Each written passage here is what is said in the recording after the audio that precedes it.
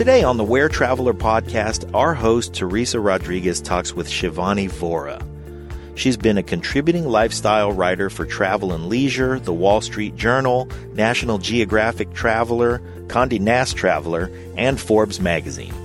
Lately, she's been a regular contributor for the New York Times, and she's written pieces on family travel, health, fashion, beauty, food and drink, and she's got a particular expertise in finding luxury on a budget.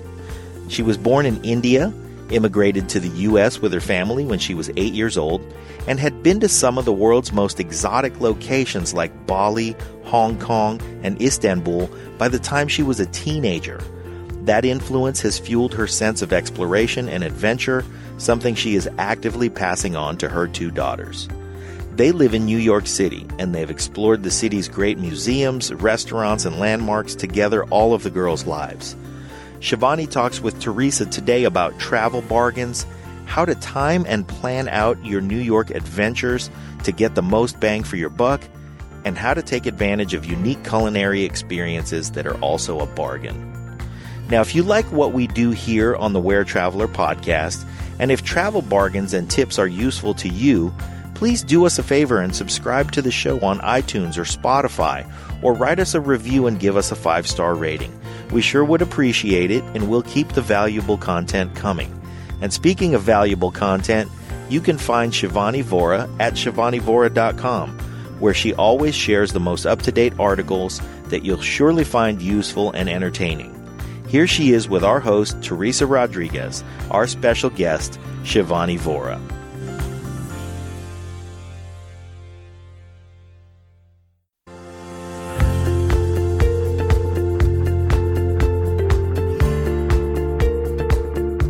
You're listening to the WhereTraveler podcast, the audio companion for WhereTraveler magazine in print and online. For more information, go to wheretraveler.com. And now, Teresa Rodriguez, Editor-in-Chief for WhereTraveler San Francisco. Hi, this is Teresa Rodriguez, your host on the WhereTraveler podcast. And today we're with Shivani Vora, the lifestyle writer for the New York Times. Hey, Shivani, how are you? I am great. How are you? Thanks for having me on. Yeah, I'm so excited. I love your pieces on the New York Times. I was so excited about reading about how to have luxury experiences on a budget around the world. That was just so insightful. So thanks for that. Oh, thank you. Awesome. Yeah, absolutely. We all love luxury travel, but who wants to pay for it? Right. So, you know, And you who live in New can York. pay for it? Yeah. Right. And you live in New York, and I would love for you to share some of your insights and secrets with our listeners when they go to New York. You know, share, pray tell the secrets. What can we do? Let's start with restaurants. I think. Do you want to start with restaurants? Do you want to? I don't, because the one big thing that I think, which is intuitive to most cities, that I think is really important to know, is that if you want to save on a trip in New York, you need to come on a weekend. You shouldn't come during the week. Ooh, so that's a really big thing that I think most people don't know, because New York is a place that's for business travelers. So all the weekday hotel rates are geared toward business travelers. I didn't know that. And meaning like people who have unlimited budget, corporate crowd. So I'll give you an example. At the Pierre Hotel, 5-star hotel, or at the Baccarat Hotel, sumptuous, beautiful, gorgeous hotel, the rate in the week is $1,100, or the St. Regis, $1,100. Whoa. You come on a Friday night, come on a Saturday night, that rate is going to drop in many cases by more than 50%. So that's come on a weekend, which works out well if you're on vacation, because most people, ideally would come on a weekend anyway, right, for vacation. So that would be first, before doing anything, save yourself, cut your costs in half, by more than half, by coming on a weekend. That's fantastic. How about holidays? Like we've got 4th of July coming up, Thanksgiving. Are those also good times to come to New York? Thanksgiving, no. That is very expensive. Holidays are very expensive, like Christmas. 4th of July, it's not as expensive because that's the time when a lot of people go to the beach. So 4th of July weekend is actually a good weekend in New York. hotels do offer rates and deals. The cheapest time all year, I mean, if you really have some flexibility, come on a weekend and come in January. January, you can get some steals. I mean, absolute steals, because that is the slowest time seasonally for the city. Oh, that's fantastic to know. And now, is there any specific areas around town that I've just been learning about all these different areas. You've got Upper East Side, you've got Upper West Side, you've got Midtown, you've got downtown, you've got the alphabets. Can you tell us about each of these neighborhoods and some of the luxury things that are going on, or some little secrets about each place? Well, I mean, I think it depends on what you're interested in. I think the big thing to remember is that in New York, I don't want to say never, but you most often don't have to pay top dollar to have a luxury experience. A lot of the museums are really inexpensive or have free admission, as they do in many great cities around the world. MoMA, for example, or the Whitney, for example, downtown. Friday nights is a great time to go. It's free admission. You can also buy a New York City pass, which gives you admissions into multiple sites. NYC & Co. is a great resource, to buy this pass. And you pay one price, you get admission to multiple museums and sites. So why pay the individual admission fee to go to the Met and to go to MoMA and to go to the Guggenheim when you can pay for this one pass and get admission into everywhere? And one of the great reasons why people come to New York is because of the museum. Right. So what was the name of the pass again? It's called the City Pass. City Pass. Okay, yeah. Yeah, and it's specifically for tourists. Where you come in, you pay this one admission price, and you get, admission into multiple sites, like, also the Freedom Tower site and all that stuff. So I think that's a great, that's a great thing to keep in mind. The culture is obviously a really big part of New York. Right. The other big thing in New York, why people come, is the restaurants, food. Everyone loves food. People love the great restaurants. I think a couple things to keep in mind here. A lot of the great restaurants are not expensive. They're free. I mean, they're very low cost, right? They're not that expensive. I mean, it's like Tim Wen, which is a Michelin-star dumpling spot in the East Village, for example. Little India, right on 28th Street, or the Indian restaurants on 6th Street, the ethnic restaurants in Queens, Astoria, which is home to the best Greek food ever. These are amazing, but it's really great quality fish or olive oils when it comes to Greek food, and produce, and really great curries and things like that when it comes to Indian food. And when you go to Woodside and Elmhurst, it's got really great, Asian and Vietnamese cuisines, and so flavorful.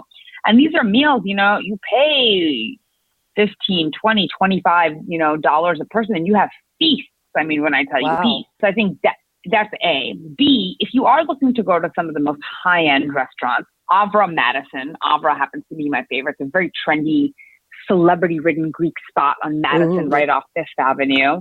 Now, Avra's expensive, but, they have the best lunch special in town, $29 for 3 courses of food, and the portions are huge. It's a very expansive menu to pick from. That same branzino that you pay $50 at dinner for, just the branzino, that's one of the courses at lunch, along with a side. You're kidding me, for $29? No, it's really good. It's a really good steal. And a lot of places have this. The other thing a lot of places do is they have pre and post theater specials. Milos, for example, really pricey Greek place. $48 4-course pre-theater special. Between 6 to 8, or 6 to, I think you have to get the order in by 7 or 6:30, something like that. You have to check. And then in the evening, it starts again at 9:30.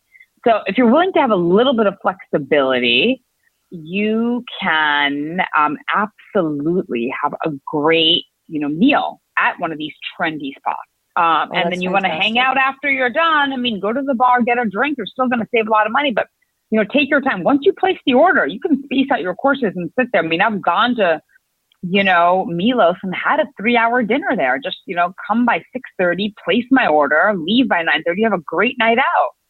That's fantastic. I love it. So, now, and I want to talk about you too, because I think that, it's pretty rare. You're a unicorn in New York, my dear.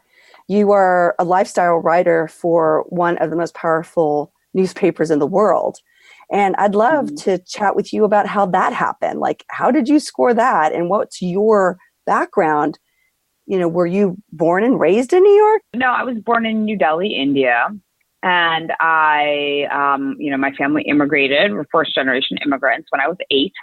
And I, always grew up traveling. I think, when a lot of my, classmates were going, because I grew up, internationally, we would go back to India. And when my classmates were kind of going to the Caribbean or to Florida for vacations, my parents would always say, well, we're going to Turkey, we're going to, Bali, we're going to Hong Kong. I mean, all these things that were really kind of exotic at the time. I mean, now the world has become so much smaller.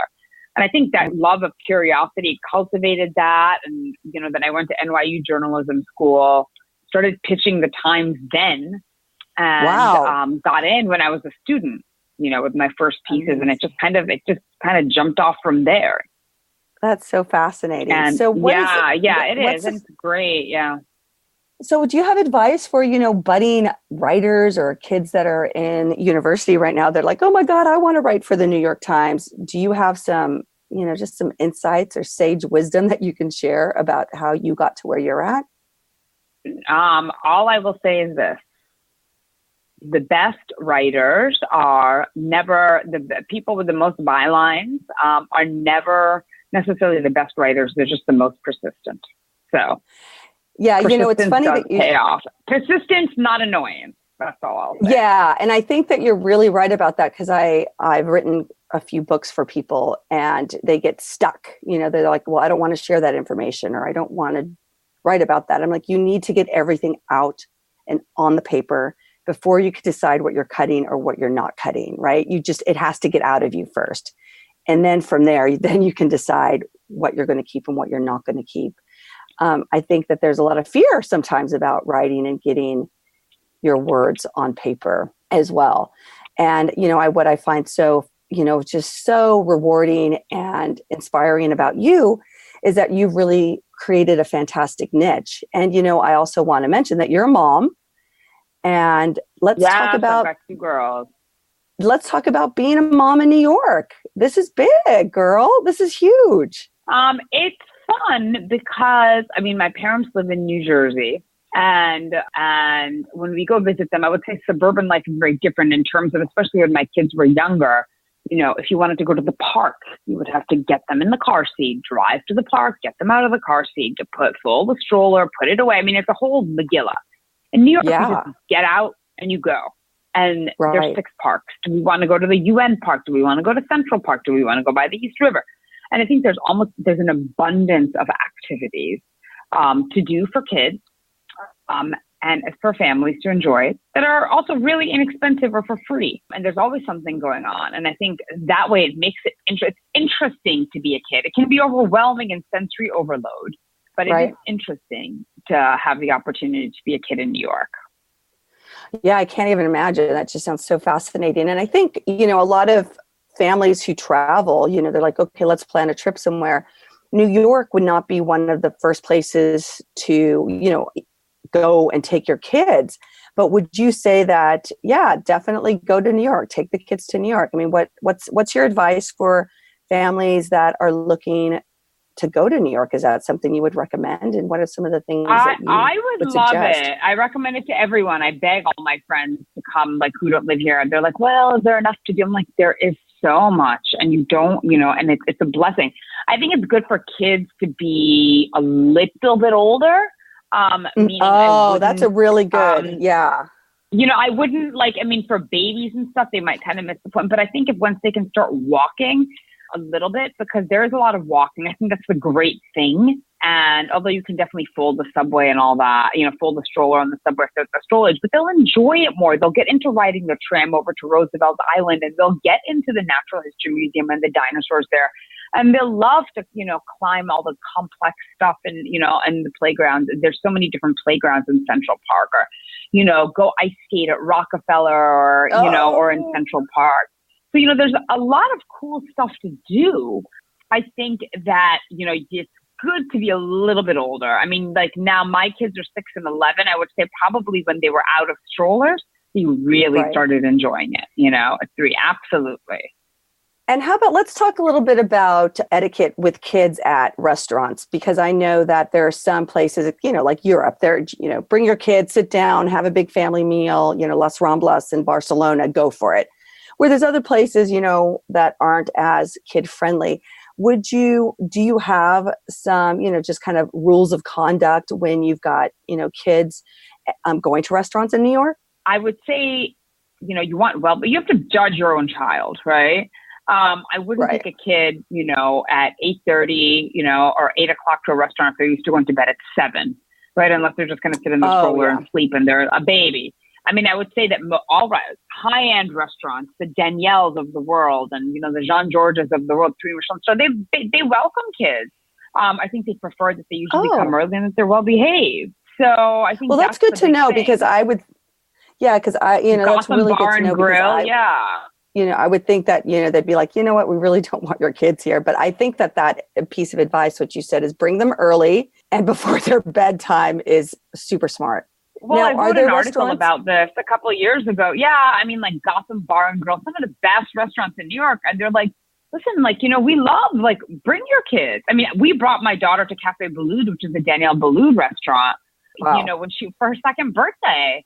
And they doted all over. And Danielle loves, and at the main Danielle itself, they, will give kids kitchen tours and stuff. But you have to be able to, you have to be able to judge your child. I mean, some kids just don't, can't eat out, can't sit still in restaurants, can't any of that, Right. But if they're going to eat a meal at 5:30 and they're good about eating that meal at 5:30, go at 5:30. You might not let you go at 5:30. That's a separate issue, but Right. That's true. Now, do you know of any travel nanny services that are in New York, or do you recommend any that, say, you're there with your family and you and your spouse or a significant other wants to go to the theater, and there are nannies, certified nanny services that you can hire to watch your kids? There's Sitter City and Care.com. I mean, I don't want to verify them for, their safety, but they really have good reputations. I know a lot of parents will just hop on, browse through, and, we'll find, a babysitter through that. That is definitely a go-to for many parents. So right, yeah. I'm Teresa Rodriguez, editor-in-chief of Where San Francisco, and you're listening to Where Travel Podcast, where we love to talk about anything related to travel. For more information about this episode, as well as Where Traveler, be sure to check out WhereTraveler.com. Right, yeah. And how about, is there anything going on in the theater on Broadway or off Broadway right now that really would be, fun for the kids? I know that Frozen is going on right now, and Harry Potter, but it's Harry Potter in 2 parts or something like that. It is. Do you know anything about that? My daughter saw it. She's a Harry Potter freak, and you have to see both back to back. So she went for the Wednesday. My husband took her. So you go Wednesday matinee at 2, then you have a couple hour break, and then you see it at 8. Now, apparently it's the best Broadway show. I mean, they loved it. So if your child is a Harry Potter fan, go. Aladdin is great for kids. The Lion King is great for kids. My Fair Lady for older kids is great. So, yeah, I mean, there's definitely Broadway stuff that's going on. Again, I mean, if for younger kids, go with the matinee. Go for the 2 o'clock show on Wednesday and Saturday, or the 3 o'clock on Sunday. It can be hard for kids to sit up. It can be hard for adults to stay up at 8, from 8 o'clock if you're used to going to bed early. Forget kids. So. Right. And how about, is there any, insights about getting tickets that are not the full on $600 ticket for, nosebleeds at Hamilton? Yeah, go to TKTS. Go to TKTS booth in Times Square. They have discounted tickets. A lot of theaters have, kind of standing or same day of tickets that are really discounted. You can get $50 tickets. You can save a lot on service fees by going to the theater directly. Otherwise, you can end up paying, sometimes more than $10 plus ticket on just a service fee if you purchase through Ticketmaster or whatever, because, that's how they make their money. So that's a good thing. I mean, especially if you're buying, imagine a family, my husband's whole family came from India. It was 12 of them. And we went to go see Lion King. I mean, we saved several $100s just by going to the Lion King box office directly and not paying the service fee, because there's a service fee per ticket. I did not even think of that. Yeah, that is such a good piece of advice. I had no idea that you could. I never even thought of that. I think that in the day of internet, we just assume go online and buy your tickets and print them out or put them on your phone. If you're here, come to or have a friend or have somebody go to the theater. You'll save a lot of money. Oh, that is fantastic. Now, how about shopping in New York? Is there any time of year that there's like great sales going on? Oh, yeah. Now you got to come in July, end of June, July, all of June and July. July is when they really get rid of the last minute stuff. But the end of June is really cheap. And then January, right after Christmas and into January, it's a shopper's boom. I mean, you can get 60, 70% off, off designer stuff. That's a lot of Europeans come. I go and I'm like, wow, they're all shopping. There's such good deals going on, such good deals. Oh, that's fantastic. So it seems like January is a really great month to go to New York on a weekend, get a really great, hotel rate and go shopping with the money you saved on your hotel. Yep, exactly. Oh, that's fantastic. Shivani, this has been so insightful and really helpful. I am so delighted that we were able to chat together and you have taken time out on your super duper busy New York Times schedule to chat with us. Is there anything else that you'd like to share? Thank you for having me. No, I mean, if you have any questions, you think of anything else, you know where I'm at. I'm just a phone call away. So thank you. Yeah, well, thank you. We are with Shivani Vora, a lifestyle writer for the New York Times. I'm Teresa Rodriguez, your host with WhereTraveler.com. This podcast is available online at WhereTraveler.com, as well as iTunes and Spotify. Thank you. Thanks. Take care. Thanks. We've been with Shivani Vora, the lifestyle writer for the New York Times. I'm Teresa Rodriguez, your host of Where Traveler podcast. You can listen to this podcast and many others on iTunes, YouTube, Spotify, and WhereTraveler.com. Thank you, listeners, for joining me. You've been listening to the Where Traveler podcast, hosted by me, Teresa Rodriguez. This episode was produced and directed by Pete A. Turner, John Leon Guerrero, and Victoria Shepard. To listen to this podcast, find out more information about the crew, as well as Where Traveler, visit WhereTraveler.com, your ultimate destination guide.